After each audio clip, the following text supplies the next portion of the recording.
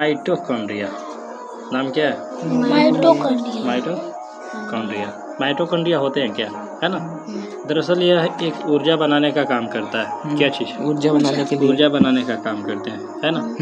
इसके लिए अगर देखा जाए तो यही जो है माइटोकॉन्ड्रिया कोशिका के एक केंद्रक के रूप में भी पाए जाते हैं। लेकिन उससे पहले हम लोग ये समझते हैं कि आखिर एक कोशिका में, ये जंतु के कोशिका में संख्या कितना हो सकता है? तो 10,000 के लमसम पाया जाता है। ठीक, इस सब के बाद में अगर देखा जाए तो माइटोकॉन्ड्रिया एक्चुअली कोशिका द्रव में पाई जाने वाली जो है बहुत एक छोटे एक कोशिका है। हाँ भैया, जो सूक्ष्म रूप में है ना? और ये एक अगर बोला जाए तो कोशिका द्रव में बिखरी हुई रहती है। ठीक, इन सभी बातों को अगर ध्यान में अगर देखा जाए तो धागे नुमा है, यानी धागा के समान पतले। ठीक है, कैसा है? बहुत पतला धागा नुमा। ऐसे तो ये दिखाई दे रहा है ना, लाइन पारते हैं तो, लेकिन यह इतना छोटा है कि हमें खुली आंखों से दिखाई ना देते हैं। ठीक है, इसी के आधार लेकर बोला जाए तो यह दानेदार और गोलाकार जो है दिखाई देता है, जैसे कि हम लोग बाद में देख लेंगे, है ना? बात किया जाए इसके आधार में तो पादप के अंतर्गत कोशिका में अगर देखा जाए तो इनकी संख्या जंतुओं से बहुत ही कम होता है। ठीक, जंतु अगर बोला जाए तो जंतुओं की संख्या में 10,000 या इससे ज़्यादा भी हो सकता है माइटोकॉन्ड्रिया। सोचने की बात यह है कि माइटोकॉन्ड्रिया इतना संख्या में कैसे हो सकते हैं? बड़ा शरीर बड़ा होता है। ठीक है, इसके बाद अगर देखा जाए तो जब सूक्ष्मदर्शी का आविष्कार हुआ था ना, तो इसके बारे में अध्ययन और अच्छे से जो है सब लोग जान गए। जिसके आधार पर अगर बोला जाए तो माइटोकॉन्ड्रिया जो है एक बाहरी झिल्ली एवं एक अंतः झिल्ली चारों ओर से घिरी हुई रहता है। इसके बीच में जैसे कि एक छोटा सा फिगर हम लोग देखते हैं, जैसे कि यह जो है माइटोकॉन्ड्रिया का एक रूप है। ठीक है, जिसके अंतर्गत देखा जाए तो एक अंतः झिल्ली है। क्या? अंतः झिल्ली। एक जो है बाह्य झिल्ली है। क्या? बाह्य झिल्ली।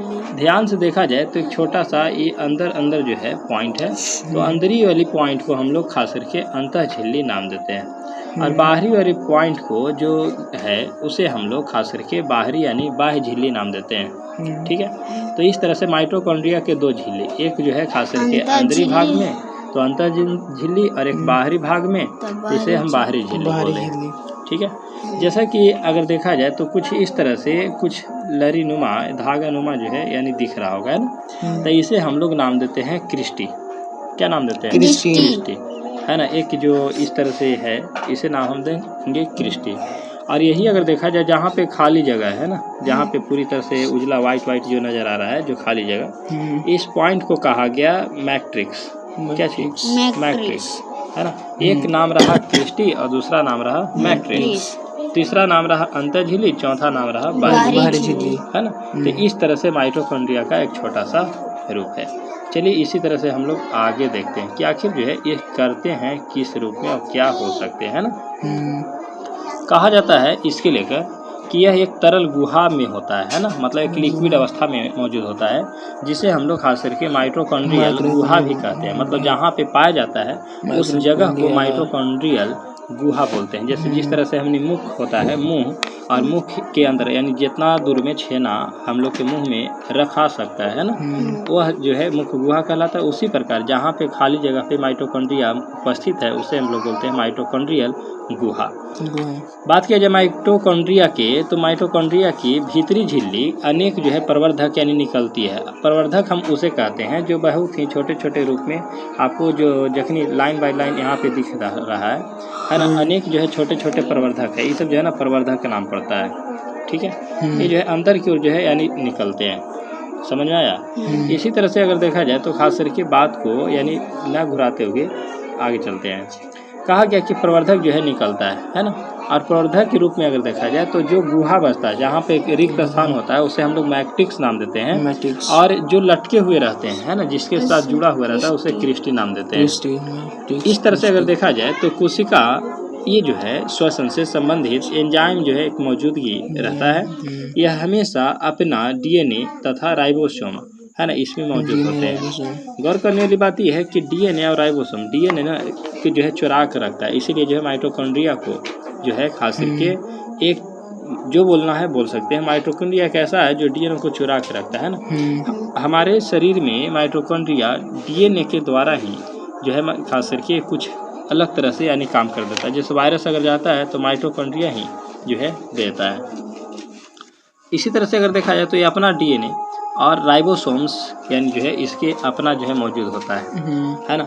इस तरह से जिसे अपना जो है प्रोटीन बनाने में पूरी तरह से सक्षम हो, मतलब इसमें अपना डीएनए और अपना ही जो है राइबोसोम होते हैं, ना कि किसी दूसरे से मांगने से पड़ता है। बात किया जाए खास करके एक माइटोकॉन्ड्रिया के अलग अलग स्वरूप के कार्य का, है ना। कार्य की अगर बोला जाए तो माइटोकॉन्ड्रिया के अंतर्गत उसमें उपस्थित जो कोशिकीय श्वसन है ना, उसे एंजाइम के रूप में यानी चलते हुए भोजन का संपूर्ण ऑक्सीकरण करना होता है। अर्थात बोला जाए तो हमारे शरीर में जो ऊर्जा का निर्माण करते हैं वह माइटोकॉन्ड्रिया ही काम कर सकते हैं, है ना।